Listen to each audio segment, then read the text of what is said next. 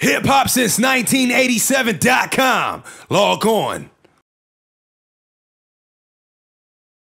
What's poppin', y'all? It's your girl Teyana Taylor, chilling here with hip-hop since 1987.com. You already know what it is. We in the building.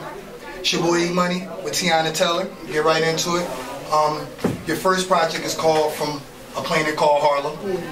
You always said growing up in Harlem is different than anywhere else. Can you let your fans know what was it like growing up in Harlem and how did those experiences shape who you are and where you are now? I mean, you know, Harlem is just, that's why I call it From a Planet Called Harlem, because we're just on a whole other planet. And, you know, Harlem's a little bit of a big stage. You know, I just feel like it's a big runway as far as the way people dress or just the swag. It's just so chill, you know what I'm saying? It's just something that's so, like, swaggy about it. You know, you ain't really got to describe it in too many words. It's just swaggy, too cool for school. You know what I'm saying? Like, cool kids. I can dig it. Now, with the success of A$AP Rocky, I know it feels good seeing other cats from Harlem come out. Okay. This last year, we've seen you resurge one of the most popular looks of 2012. TLC and Aaliyah kind of pioneered the cute tomboy look, but you definitely resurged it and made it your own. How does it feel to be such a fashion icon? It feels great. It's like really exciting. You know what I'm saying? So, because that's what I love to do. I love to dress. I love to style. But I never really, like, I don't lay anything out. I gotta just let it happen and just throw it on and that's it. You know what I'm saying? And a lot of people could just be styled and it not be authentic. You know, so that's my biggest thing because I'm passionate about fashion and the way I dress. And, you know, some people's passionate, some people's authentic, some people styled and don't really know what's in it. You know what I'm saying? So, I mean, I love it. You know, I'm very humbled. I think it's good. I mean, I would never sit there and be like, oh, I'm a fashion icon, you know. So, you know, it's a pleasure and, you know, honor to hear that from other people, you know what I'm saying? Because I definitely don't know what I'm saying. I just dress and do what I do, you know. Okay. Now, we see you've collaborated with Adidas on the Harlem GLC. For the people out there like myself, when are they dropping? Where are they dropping? Because I need a pair. You know what I mean? Yeah, well, they dropped February 16th, All-Star Weekend. Yeah, so I'm going to launch them in Houston. And it's going to be released everywhere. Yeah, and it's also for pre-order in like 2 days, January 1st. Okay. All right. Now, how does it make you feel when you see other cats like Trinidad James and a few other celebrities tweeting you like, yo, I need a pair of those things? You know, how does that make you feel? It feels good. It feels good because, you know, it's a woman's sneaker, but, you know, I have my biggest fan base. Of course, it's girls, but my bigger fan base is like guys and sneakerheads and, you know, guys who love sneakers and sports. You know what I'm saying? So it's kind of like, you know, when I first got with Adidas, they had this idea for a woman's sneaker, and I was like, what, you know what I'm saying? But it was kind of like, you know, already like pre-designed. And, well, not pre-designed, but like the shape of the sneaker. Like, you know, it used to be a sneaker. When the sock used to come into it. So they showed the sneaker, you know what I'm saying? They showed me the old sneaker. And I just put my own to it. I didn't want it to be a sock. I wanted it to be one solid sneaker. You know what I'm saying? Just different visions that me and the creative team came up with. You know what I'm saying? So, you know, we got the chance to sit down and, you know, do three-way calls, conference calls, and really, you know, discuss what we wanted to do with the sneaker. And I'm happy that I was really able to be involved because, you know, a lot of artists are not really involved in their stuff and their projects. And, you know, I'm very passionate about everything that I do, whether it's designing, singing, rapping, dancing, whatever, but especially kicks, you know what I'm saying? And, you know, I kind of feel bad that they don't come in big sizes. I think the biggest size is like 12 in women's. So, you know, it's an honor that both guys and girls, you know, like the sneaker. However, the next one is going to be really dope because I got some really dope masculine colors, you know, because, I mean, I'm not even a girly girl. So, you know, when I seen the choice of color, I was like, you know what I'm saying? But then it also works because us females don't have any sneakers. You know, we're constantly in LeBrons, we're constantly in J's. You know what I'm saying? So I feel like us women, we needed a basketball sneaker that we could wear. So now when you release men's sneakers and it's like, oh, I don't come in our size, I only come in a size 7 and up, that's how I want the guys to feel. Nope. If you like a size 9, like 7, 8, 9, 10, you lucky. because every woman's size is just 2 sizes up. So if you're like a 10 in men, you'll be a 12 in women. So hopefully if your sneaker size is 2 sizes smaller, then you're good. But if you are 12 in men's, it's probably a wrap. I think I might be able to squeeze my foot in that. I mean, but they are cut pretty big, so you never know. You might have to do the struggle. You know, some people just get the Instagram picture and then you know what I'm saying? Like, that's all that matters. Like, now you don't gotta wear it. You just gotta show that you have it, put it on the grams, and you Gucci. Okay. Now, you said you're dropping more colorways. Can we expect any other Teyana Taylor collaboration with any other brands? Any other pieces inspired by you? Maybe clothing? Yeah, well, you know, I'm a what do you call it? I'm a very loyal collaborator. You know what I'm saying? So right now, you know, working with Adidas with the short-term deal with the sneaker, because I'm releasing 2 sneakers with them. So right now, my mind hasn't really been anywhere else but with Adidas, because they've been very good to me. You know what I'm saying? And, you know, they make this happen really quick. You know, they made it happen in the 4th quarter. So, you know, I'm really excited about that. And, you know, once the contract is up, then yeah, I will be, you know, working with, you know, whatever, you know, comes my way, and I feel like it's a good opportunity. But as far as now, nothing else as far as sneakers are really on my mind. You know, of course I'm still allowed to wear, you know, sneakers as like strictly designing, but as far as me collaborating with another sneaker company or anything, it's not going to happen anytime soon. It's not going to happen until, you know, my contract is up with, you know, with Adidas, and they've been wonderful to me, like super wonderful. And I'm so excited to work with them because, you know, I've been rocking a lot of sneakers, you know, for a long time, and Adidas was like, they was the one that said, that reached out and made it happen. You know, people will tell you that, oh, let's work, but then when things don't work out, I mean, well, when it's time to work, you know, things, it's just the timing with everything, and Adidas was really ready, and they believed in me enough to do this sneaker, you know what I'm saying? So it's kind of like, I know it's kind of awkward because everybody's like, well, you know, she wears, I mean, she doing the sneaker in Adidas, but she always wears Jordan, and she always wears that. I'm a sneakerhead, you know what I'm saying? Everybody is very aware of that. So why wouldn't a sneaker label reach out to me to design a sneaker? You know what I'm saying? And Adidas is very aware of that. My mom, Jordan game and Nike game, Adidas game is crazy.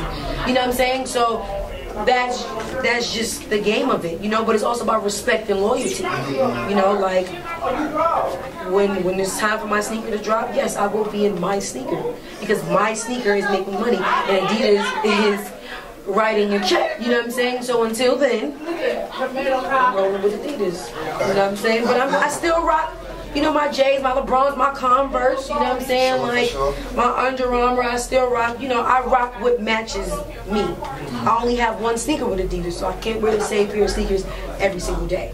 So, you know, and they respect that and they understand that, and that's what I love about Adidas, because they're just so, they just want to make good collaborations, you know what I'm saying? And if they believe in your talent, then they just want to work with you. So, you know, anybody who feel like I don't deserve my sneaker, I mean, I guess you can eat my shorts because I got them, they hair, the buzz around them is crazy, and, you know, they're going to pop regardless. And at the end of the day, whether you have out a ton of music or whether you have out one song, that has nothing to do with a talent of designing a sneaker. However, I have a mixtape out, I have YouTube videos out, you know what I'm saying? But people don't ever want to see a positive. But let me be somewhere probably talking smack or getting into it with somebody, then it's the first thing on every internet. But then, just like the day before yesterday, I just put out a video of me singing live. No beat, no nothing. At rehearsal, lay back in the chair singing, and I haven't seen it on one blog yet because it actually sounds good. You know what I'm saying? But let me get into something that's probably not even true, and it'd be on the blog the next day. So clearly we see how things work. So, you know, I feel like I deserve a sneaker. Adidas feel like I deserve a sneaker. This has nothing to do with talentless artists, has nothing to do with music, it has nothing to do with any of that. Clearly, I did something right, and that's all that matters. And, you know, men lie, women lie, numbers don't, right? So, we gonna see what these sneakers do, and we'll be fine.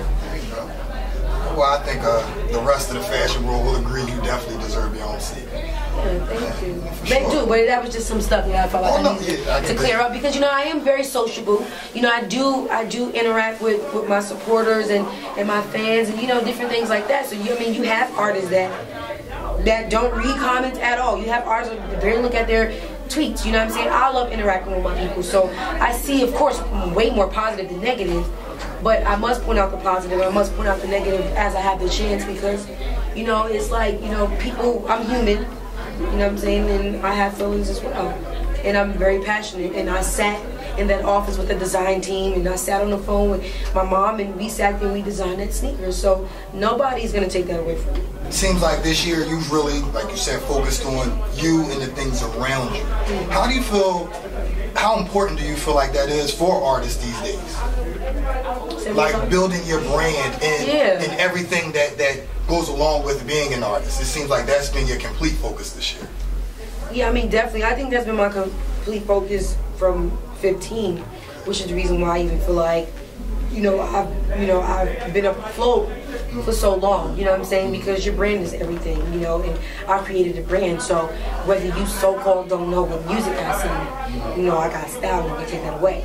So I never really understood the definition of what do you do, because if you got style, then what that makes you, stylish or creative. Everybody's an artist in their own way, you know what I'm saying? So it's just like, I've always branded myself. That's always been a big deal to me, you know what I'm saying? Like, so, you know. Well, moving forward, I mean, a lot of people can't question what you've done musically. I mean, like you said, you started very young. A lot of people, you came on the scene with the Sweet 16, and since then you've done music with Pharrell. That's what I'm saying. Yeah. They don't know. I mean, nobody knows what I does. Not only did I just, you know, write for Chris and, you know, work with Beyonce and dance with Jay-Z and do these songs with Kanye, and just I've been a part of epic situations, you know, and epic opportunities for me that I'm so humbled by, but it's just weird that nobody knows. No, I'm being super sarcastic. You know, I'm being super sarcastic, but it's just kind of like, I feel like people just love to hate me, which is a good thing, because I mean, when they stop talking, then that's a problem. However, I know you see the YouTube videos, I know you see the credits, I know I write for some of your favorite artists. I choreograph for all of your favorite artists, you know what I'm saying? I style your favorite artists, and you know, I've done my movies, I've done, you know, my directing thing, you know what I'm saying? I've had my fair share. You don't have to be, see, it's like people, you know, see the glory but don't know the story, you know what I'm saying? And they think that success, it looks like this, when it's really just, and then right there, you feel what I'm saying? Like all of that, all of the scribble scrabble, and people don't see that, you know what I'm saying? And that could be unfair. You don't have to be on a TV screen every 10 minutes to be an achiever, or to be an entrepreneur, or to be great at what you do. Maybe I'm choreographing for people that you might be your favorite artist, you know what I'm saying? Like, I'm writing, like I'm doing me. You know what I'm saying? Now, whether you listen to my music is up to you, but don't say, what do she do? It's either, what does she do, or I'm not a fan of her music, you know what I'm saying? Or da-da-da, but what do you mean, what do I do? Yeah. But you all follow me on Instagram and Twitter. Now, like you said, you've choreographed, you dance with. What do you like more, personally, dancing or singing? Or it's just, you love it all? It's both. Like, if I had to choose one, people ask me questions a lot. If I had to choose one, I would probably just stop music and stuff and go to Broadway, because you get to sing, dance, and act. Yeah, so you get to do all three. Like, if it was like you have to absolutely choose one thing, I would be like, oh, I'm going to Broadway, because I would get to sing and dance and act at the same time, because I can't really say which one I love more, because I enjoy dancing. I came out of her dancing. You know what I'm saying? And singing and acting, I've always been a character, so it's kind of hard to choose which one I like more. Do you feel like something's holding you back? I mean, last year I went and saw Stick Fly produced by Alicia Keys. I thought it was amazing. I think you would be absolutely amazing on Broadway. Do you feel like that's something you can squeeze into your schedule, or like you said, it's all over the place? Right now it's all over the place. Right now, you know, I'm just saying, if I had to choose, I would do Broadway. Broadway is definitely later on down the line, but you know, I got some stuff to prove first, you know what I'm saying? Already got to get out people's head. I'm not a rapper. Just to be very clear, I'm not a rapper. I'm not a rapper. I'm just a singer that happens to know how to rap, and that has the swag to get away with it. You know what I'm saying? I mean, I got bars. I'm definitely not weak, but I'm not a rapper that sings and acts. I'm a singer that acts and choreograph and, you know, different things like that. So. Okay. Now, let me ask you, what is your top 3 sneaks of all times? Get right back on the sneak. What's your top 3? Why all? I know number 1.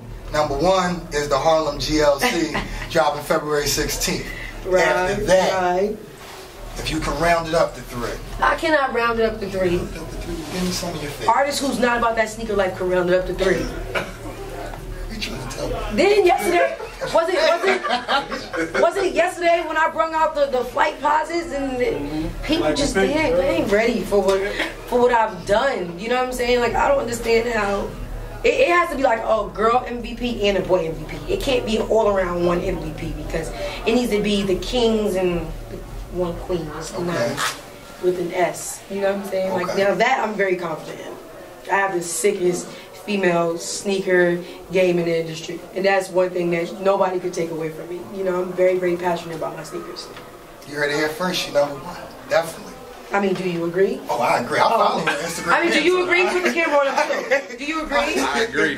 I follow the Instagram, I follow the Twitter, I see it all. Cameraman? I definitely agree. No, you gotta turn the camera on you too. I definitely agree. Y'all better not cut this part out. Oh, no. Now, let me ask you something else that I've been a huge fan of. Your recreation of the Janet Jackson Rolling Stones cover. What made you do that? You know what's crazy? Let me tell you about that picture. I'm so upset about that picture because I was working with Lance Gross or whatever, and I had my hair like that, you know, like the whole Janet. It was to do like a Marilyn Monroe kind of shoot or whatever. And how it was supposed to originally be a tribute, but to myself. It wasn't to go out. And, you know, she did that cover when she was 24. That wasn't supposed to be released until my 24th birthday. So it was more like a tribute because, you know, she's my role model, but that wasn't to be put out. And, you know, it was just, the communication was bad, and, you know, it was just a big accident, you know what I'm saying? There wasn't no intentions, no bad intentions at all, you know what I'm saying? Like, I didn't know, you know what I'm saying? But, I mean, it was all good, you know, it wasn't tripping. But that wasn't nothing to be like, oh, yeah, I'll put it up, because that wasn't for anybody. That was, the way it happened, we did a whole shoot where it was a Rolling Stone cover, then you had a Pleasure Principle moment, then you had a Nation moment, so I had different time spans of Janet. It was a whole Janet shoot, and that's the one that came out. So when it came out, it looked like I was trying to own her on her own cover, and that was not the case. The case was, you know, I did it was like literally every look down pat, hair, wardrobe, everything. So then once that released, I was just kind of like, it just kind of ruined, you know, my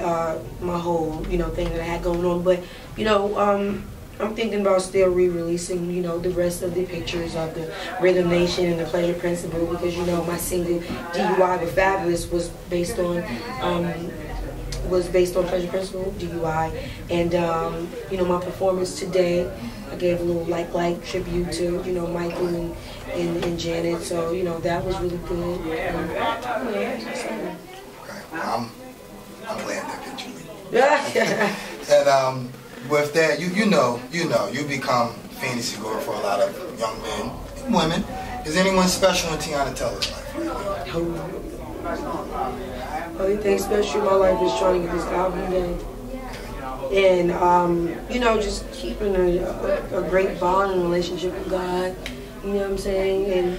And to just keep working hard at what I do.